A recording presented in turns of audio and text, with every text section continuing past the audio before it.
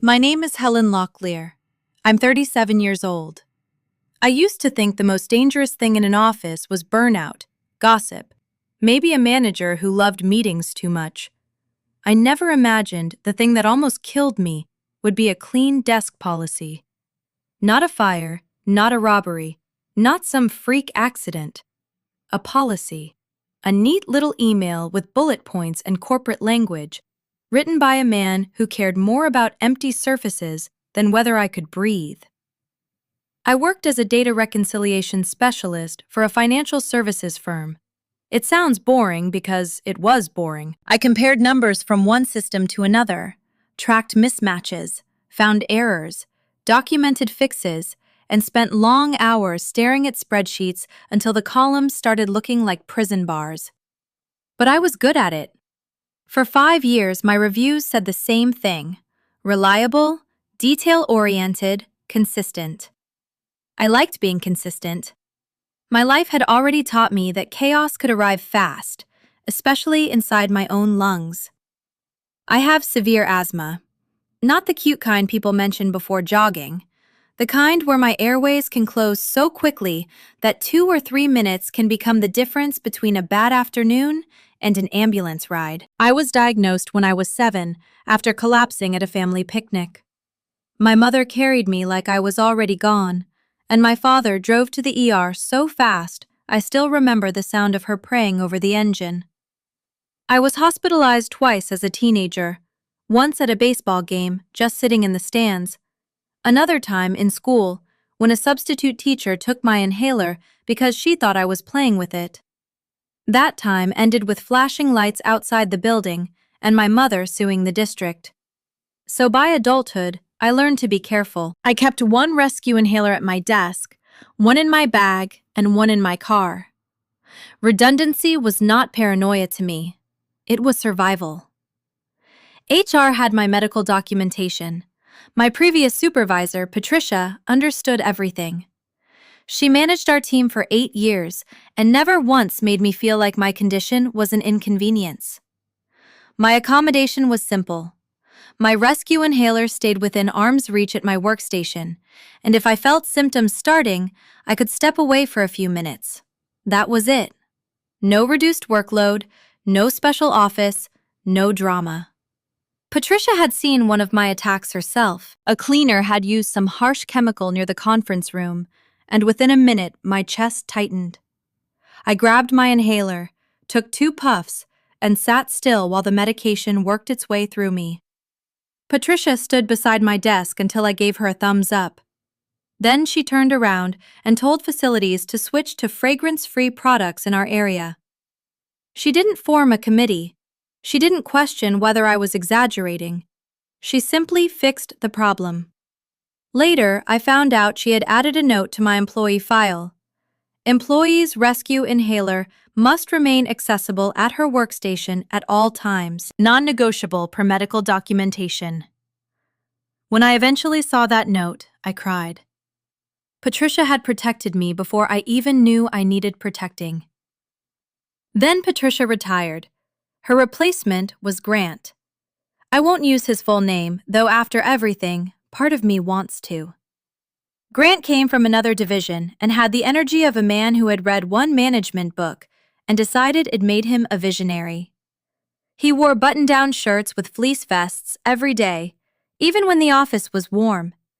He smiled too much, but never with his eyes. During his first week, he met with each of us. When it was my turn, I told him directly, "I have severe asthma. My accommodation is that my inhaler stays at my desk. It's documented with HR." Grant nodded and tapped something into his tablet. Noted. "Thanks for sharing, Helen." I believed him. That was my first mistake. 3 weeks later, he announced a departmental efficiency initiative, new templates, daily stand-up meetings at 8:15, a revised filing system. Annoying, but survivable. Then came the clean desk policy. All personal items had to be removed from desks by the end of each workday. Photos, mugs, snacks, chargers, plants, and anything not directly related to company business had to be stored in small metal lockers installed in the break room. I read the email twice. Then I walked straight to Grant's office. "My inhaler needs to stay at my desk," I said. "That's my medical accommodation." Grant leaned back like I had challenged his authority instead of stated a fact. "Helen, the policy applies to everyone equally. We can't undermine the standard with exceptions." "It's not an exception," I said. "It's an ADA accommodation." He gave me that thin corporate smile. "The locker is just down the hall. If you need it, you can walk over and get it. It takes 30 seconds. 30 seconds. He said it like breathing waited politely for permission. Like an asthma attack was a scheduled meeting I could move to 3:30. I tried to keep my voice steady. During an attack, 30 seconds is too long. I may not be able to walk. I may not be able to open a lock. My airway can close fast. Grant sighed. "I think sometimes people overestimate the severity of these things. You've been fine for 5 years. That sentence changed something in me. I had spent 30 years living with this disease, but a man who had known me for 3 weeks had decided he understood it better than I did. I went to HR the next morning and spoke with Danielle, the accommodation specialist. She pulled my file, saw Patricia's note, and said, "Your accommodation should be honored. I'll talk to Grant." For one day, I thought common sense had won. Then Grant emailed me. He wrote that after consulting with HR, he had decided on a modified arrangement. My inhaler could be stored in his office instead of the break room. I could come retrieve it whenever needed. His office. The office he locked during meetings. The office farther from my desk than my own drawer. It wasn't a compromise. It was control dressed up as reasonableness. I replied and copied Danielle. "My medical accommodation requires my rescue inhaler to remain within immediate reach at my workstation. This has been documented and approved for 5 years. I am requesting that the original accommodation be reinstated." Grant never answered. For 3 days, he walked past my desk more than usual. Each time, his eyes flicked to the inhaler beside my keyboard. A small plastic device, bright and harmless, sitting exactly where it needed to be. He looked at it like it was mocking him. I didn't know then that he was waiting for a moment when no one was watching. The 4th day was a Wednesday. It was just after 2 in the afternoon. Half the department had gone to lunch, and the office had settled into that familiar quiet where all you could hear were keyboards and the distant hum of printers. I was reviewing a quarterly reconciliation report when I felt it, the faint pressure across my chest. People who don't have severe asthma imagine the attack starts when you can't breathe. It doesn't. For me, it always began with a warning, a tightness that wrapped around my lungs like invisible hands. Then my breaths became shallower. Then came the wheeze. If it was a bad episode, I had maybe 90 seconds before things became dangerous. My hand moved automatically toward my desk drawer. Empty. I frowned. For a split second, I thought I'd opened the wrong drawer. I pulled it wider. Nothing. No inhaler, no phone charger, no snacks, no notebook. Everything was gone. My heart dropped. Grant. During lunch, maintenance had cleared every desk under his precious clean desk policy. My rescue inhaler, the one protected by 5 years of documentation, had been locked inside one of those metal cabinets in the break room. 45 feet away, behind a combination lock. A combination I had never bothered to memorize because I had never needed to. My inhaler was supposed to be right here. Another wave of pressure squeezed my chest. I stood too quickly. The room tilted. No, stay calm. Panicking only makes asthma worse. I started walking toward the hallway. Each step felt heavier than the last. By the time I reached the conference room entrance, the wheezing had started. A sharp, High-pitched whistle escaped every breath. Not enough air. Not enough. I grabbed the door frame to steady myself. Bryce, who sat 2 cubicles away, looked up immediately. Helen? I couldn't answer. He was already moving. His face changed the second he saw mine. Helen, where's your inhaler? I lifted one shaking hand and pointed toward the break room. Bryce didn't hesitate. He sprinted. I've replayed those next few minutes 1,000 times. He disappeared around the corner so fast, his chair nearly tipped over. I tried to keep breathing. In, out. Nothing. My airway kept tightening. The hallway seemed farther away than it had ever been. The walls blurred. Every instinct inside me screamed for oxygen. Bryce came running back less than 30 seconds later. "What locker?" he shouted. I stared at him. He was talking. I knew he was, but I couldn't force enough air through my throat to form words. "The combination!" he yelled. I couldn't remember it. My brain wasn't working anymore. When your oxygen drops, thinking becomes impossible. The only thing that exists is the desperate need for one more breath. Bryce looked at my face. He understood immediately. He pulled out his phone. 911, right now! I heard him giving our office address while another coworker rushed over to support me before my knees gave out. Someone kept telling me to breathe slowly. I wanted to scream. I was trying. Then Grant walked out of a conference room. He had apparently been leading a meeting while all of this was happening. He looked confused. What happened? Bryce spun around. "You removed her inhaler!" Grant blinked. "It should be in her locker." Bryce stared at him like he couldn't believe another human being had actually spoken those words. "She can't get to the locker!" Grant looked at me, struggling to pull air into my lungs. "Should we call someone?" Bryce exploded. "I already called 911!" Everything after that became fragments. People gathering, someone supporting my shoulders, someone loosening my blazer, someone saying my lips were turning blue, Grant standing several feet away looking completely frozen, as though this medical emergency had appeared out of nowhere instead of being the exact situation I'd warned him about. The paramedics arrived about 7 minutes later. 7 minutes. To this day, I still remember that number. Grant thought 30 extra seconds didn't matter. The ambulance crew needed 7 full minutes to reach me. Those 7 minutes felt endless. One paramedic immediately placed a nebulizer mask over my face, while another clipped an oxygen monitor onto my finger. "Stay with us, Helen." I tried to nod. My vision faded in and out. Everything sounded distant. The oxygen monitor beeped rapidly.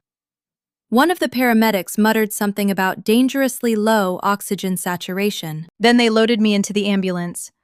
I don't remember much of the ride, only flashes, bright ceiling lights, the sound of sirens, someone checking my pulse, someone telling me I was going to be okay. Hours later, I was lying in an emergency room bed connected to oxygen, steroids flowing through an IV, while my lungs slowly relaxed enough for me to breathe without fighting for every inhale. The attending physician reviewed my chart before looking directly at me. "What triggered today's attack?" I coughed. "My rescue inhaler." He waited patiently. "My manager removed it from my desk," he frowned. "Why?" Clean desk policy." He looked back down at my medical history. "You have documented severe asthma." "Yes." "And your employer knew?" "HR approved my accommodation years ago." He was silent for several seconds. Finally, he closed the chart. "Helen, this isn't simply a workplace disagreement." His expression hardened. "This is negligence." Hearing a physician say the word out loud somehow made everything real. I hadn't imagined it. I hadn't overreacted. I hadn't been dramatic. Someone had knowingly interfered with access to life-saving medication. While I was still in that hospital bed, Bryce called Marcus. My boyfriend arrived less than 40 minutes later. He walked into the room looking terrified. His eyes immediately found the oxygen tubing, then the IV, then me. He didn't speak. He simply crossed the room, took my hand, and held it tightly. For nearly 20 minutes, neither of us said anything. Finally, I whispered, "I'm okay." Marcus shook his head. "No." His voice cracked. "You're alive." He squeezed my hand harder. "But you're not okay." There was anger behind his eyes, unlike anything I'd ever seen before. Not loud anger, the quiet kind, the dangerous kind. "The doctor said what happened should never have happened," he said. I nodded. Marcus looked toward the hospital window. "Then whoever did this needs to answer for it." Those words stayed with me long after he said them. Because lying there connected to oxygen, listening to machines breathe beside me, I realized something. This was never about a clean desk.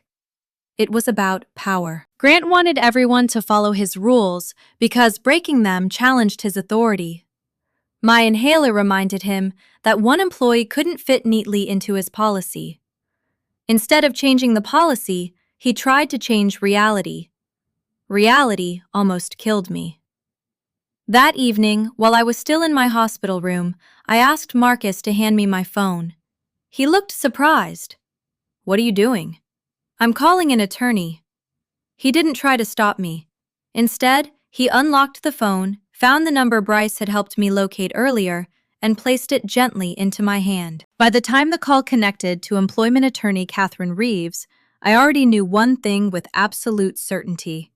Grant hadn't just crossed a line. He had built an entire policy on the wrong side of it. Catherine Reeves answered on the second ring. Her voice was calm, measured, and completely unlike the storm raging inside my head. "I understand you were hospitalized today," she said after I finished explaining everything. "Yes." "You have documented severe asthma?" "I do." "The accommodation allowing you to keep your rescue inhaler at your workstation was approved by HR?" 5 years ago. "And your new department head knowingly overrode that accommodation?" "Yes." She was quiet for a moment. Then she said words I will never forget. "Helen, this is one of the clearest ADA violations I've handled in years." For the first time since collapsing in the hallway, I felt something besides fear. Validation. I wasn't being emotional. I wasn't exaggerating. I wasn't asking for special treatment. Someone with decades of experience looked at the facts and immediately recognized exactly what had happened. Catherine instructed me not to speak with anyone from the company without her present. "Save every email." "I already have."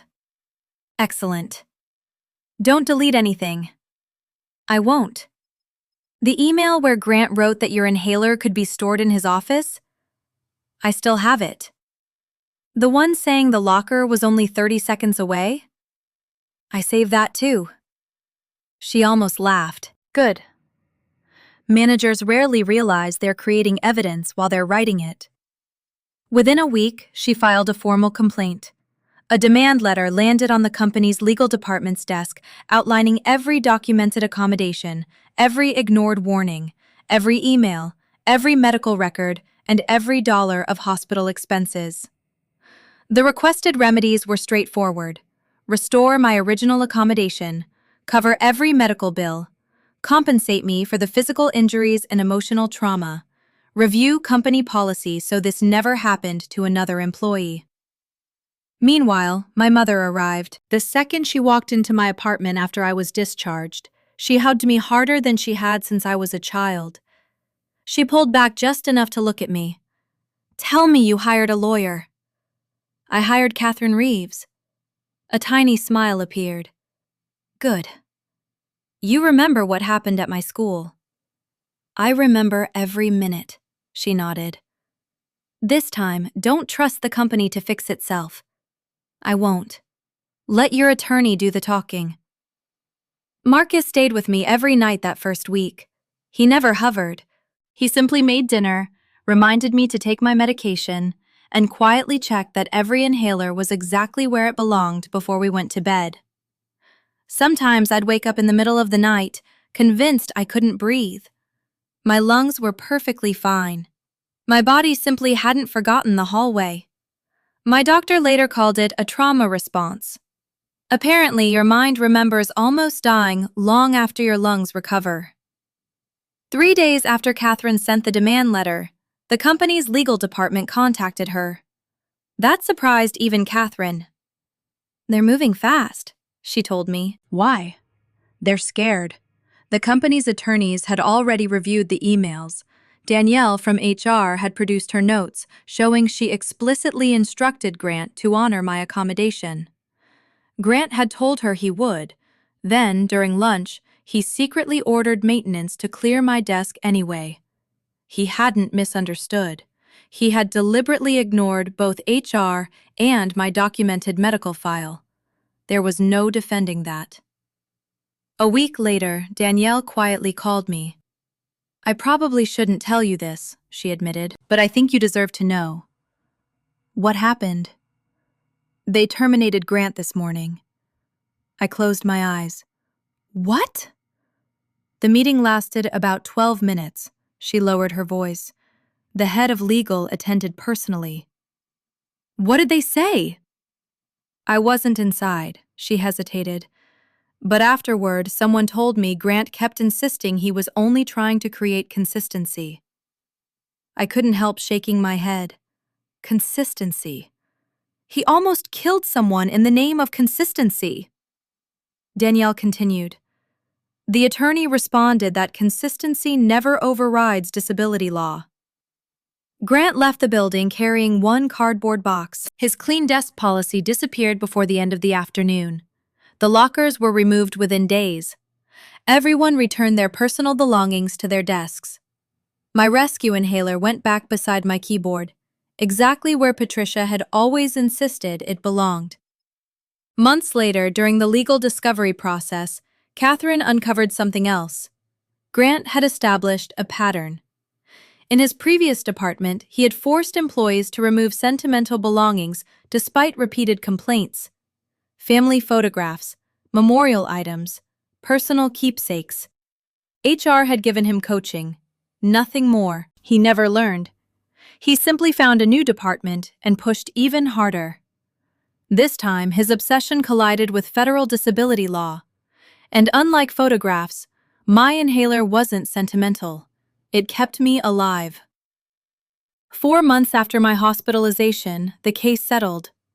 I signed a confidentiality agreement, so I can't reveal the exact amount. What I can say is this. It had 6 digits. It paid every hospital bill, every ambulance charge, every legal expense, and included substantial compensation for the physical harm and emotional suffering caused by knowingly interfering with a documented medical accommodation. Money didn't erase what happened, but accountability mattered. The company also made permanent changes. Managers now receive ADA training before supervising employees. Medical accommodations cannot be changed without approval from HR and the employee's physician. Emergency response procedures were updated. Signs reminding employees to call 911 immediately during medical emergencies appeared throughout the building. My near-death experience became the reason future employees would be safer. Eventually, I returned to work. Grant was gone. My new manager introduced himself on his first morning. His name was Phil. He walked over to my workstation, noticed the inhaler attached beside my monitor, and simply said, "That stays exactly where it is." I looked up. "If anyone ever questions it," he continued, "you come directly to me." "Thank you." He smiled. "Don't thank me." That's basic human decency. He was right. The difference between Patricia and Phil on one side and Grant on the other wasn't intelligence. It wasn't experience. It wasn't management style. It was humanity. Marcus surprised me one weekend with a bright orange silicone holder that clipped directly onto my monitor. Now my rescue inhaler was impossible to miss. He grinned while attaching it. So the next Grant can't pretend he didn't see it. I laughed for the first time in weeks. Bryce also became one of my closest friends. Every Thursday we grabbed lunch together. Sometimes I'd notice him casually glancing toward my desk as he walked past. Checking, making sure the inhaler was still there. I'd tell him he didn't have to worry anymore. He always answered the same way. I know, but I will anyway. He even kept an emergency inhaler in the conference room, just in case. The break room where those lockers once stood has completely changed now. The lockers are gone. In their place sits a comfortable couch, a coffee station, and a small team where our team eats lunch together. Someone, I'm still convinced it was Bryce, placed a tiny handwritten sign on the wall that reads, Grant Memorial Lounge. Management has never taken it down. Maybe because everyone understands what it represents. Policies exist to help people. The moment they begin endangering people, they stop deserving to exist. As I write this today, my rescue inhaler is still clipped beside my monitor, bright orange, impossible to overlook, exactly within arm's reach, exactly where it always should have been. 5 years of peace, 3 weeks under one reckless manager, one ambulance, one lawsuit, one settlement, one coworker who ran faster than anyone should ever need to, one boyfriend who refused to leave my side, one retired manager whose handwritten note quietly protected me years before she even knew I'd need it. And one simple lesson I'll carry for the rest of my life. Your rights should never be locked behind a combination. Neither should the medication that keeps you alive.